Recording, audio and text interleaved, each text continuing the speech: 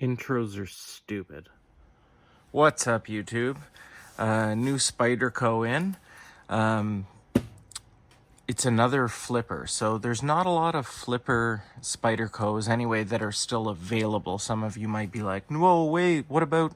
Yeah, well, the only ones I know about are this one, the Smock, the Amalgam, and maybe like a small handful of others, but there's not a lot, and a lot of the flippers are like on the expensive side. Anyway, this is an older knife, but I don't see it shown a lot, and I finally picked it up because when I did my last video on my collection of Spydercos, I couldn't stop thinking about it. I'm like, I want another Spyderco that's a flipper.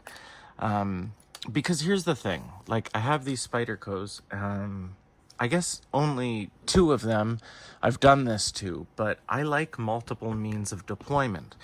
So these are 2 smocks, and I put these thumb studs on, and I get comments all the time. Guys, if you want these thumb studs, they're just really cheap little screw-on things. So there's like they come with an Allen key, and there's like a little piece that screws in the back. So you just put the thumb stud on and then screw this little Allen key piece in. Here's the thing. They're really cheap, and to get them tight enough that they're not going to just fall off, you will strip them. So when you put them on, just be sure they're where you want them, and that you don't give a shit if it marks up your knife or whatever. Yeah, they're kind of a permanent thing. But anyway, so this is about this knife. So you already saw in the thumbnail that it's the Sliverax. So standard unboxing, Spyderco, pretty much every knife comes in a box like this. It's very cheap. There's some packing peanuts. I don't know if that was Spyderco or the store S&R Knives that I bought it from. If any of you are interested, S&R Knives does deliver. They're in the Toronto area. They're a fantastic knife store. So just like any Spyderco, so S&R Knives obviously put this in here. Spyderco always sends one of their Spyderco stickers, and then there's just some paperwork. It's whatever, nonsense, a warranty or something like that. But without further ado, here is the Sliverax. So, really cool knife. Very light. If I had my scale down here, I'd show you, but I believe it's in like the 3 and 3.5 ounce range or something like that. Very unique shape. I forget the designer. It's this symbol here is the designer, if you guys can make that out. I do not remember his name. But he's designed a handful of other Spydercos before. He's a very well-known designer. He does good work.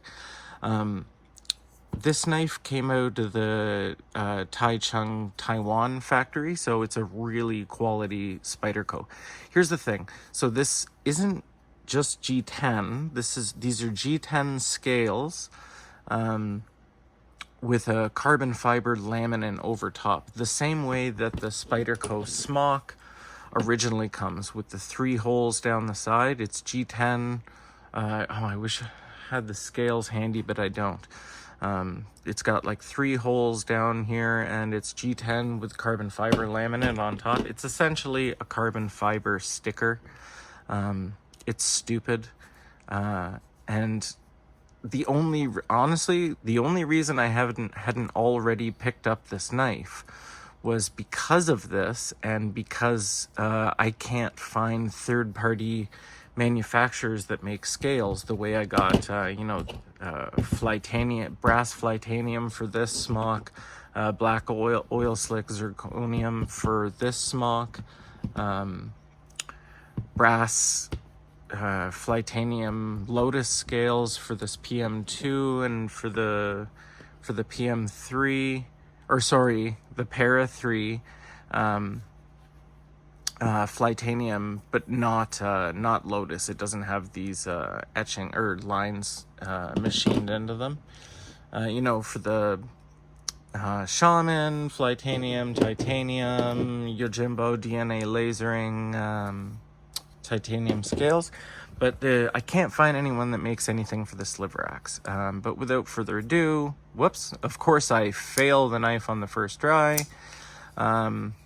Yeah, that's it. It's like a drop point blade, a little stretched out, pretty cool. The shape of these scales is really nice for your hand for specifically like just everyday work. You just get a really good grip if all you're doing is breaking down cardboard. Honestly, this is an amazing utility knife. The ergonomics are really nice. The knife would have benefited really well with some jimping at the top here, just because of the way the ergonomics of this handle are. It's kind of meant to have your thumb up on the spine of the blade, so some jimping would have been really nice. It's a compression lock. I believe the cutting edge is about 3 to 3.5 inches, but we can give her a look. Yeah, like 3.25 and change, whatever. Really great action. I cannot remember for the life of me if this is on bearings or washers, but I'm pretty sure that it's bearings. I cannot tell though. Spyderco, especially the Taichung, Taiwan plant, they do such good work with such like low tolerances. Everything is very tight. So, you know, there are knives that are on washers that I mean, the smock is super smooth. Those are bearings. But like the Shaman is very smooth, and it's on phosphor bronze washers. Of course, I can't operate it right now. As many of you know, like my hands have like no dexterity. I have MS, so like it's sometimes compression locks are a little tough for me. But man, this Sliverax is like just very smooth. It's a great knife. Again, if anyone knows where to get some kind of metal scales, would be more than appreciated. Drop that down in the comments there. Anyway, I can't say too much bad about this knife. I mean, it's T8 screws all around, including the is the pocket clip a T8? That would be pretty unreal. What do I have in here? Yeah, this is a T8. So T8 pivot, yep. T8 body screw. Yeah, guys, this pocket clip, even though it's just a wire clip, and it only has one screw holding it in, but this is T8 all around.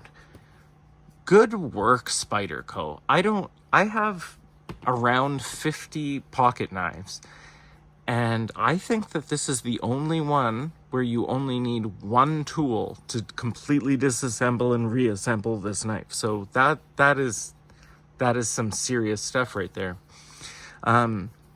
So that pretty much does it. This is a new addition to my Spyderco collection, so up and coming, there'll be eventually another Spyderco episode.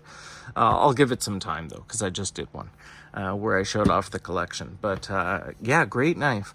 So I'm pretty much gonna call it quits for this review, but I do want to say, I do not beg for subs or anything often, but guys, if you are coming back and watching my content, and you're not subscribed yet, it would really mean a lot if you click that button there. I'm still new, starting out. I could really use a little boost here, guys. So if you're coming back and you're watching my stuff and you like me, give me a subscribe. It would really mean a lot. Anyway, guys, take care. Stay sharp.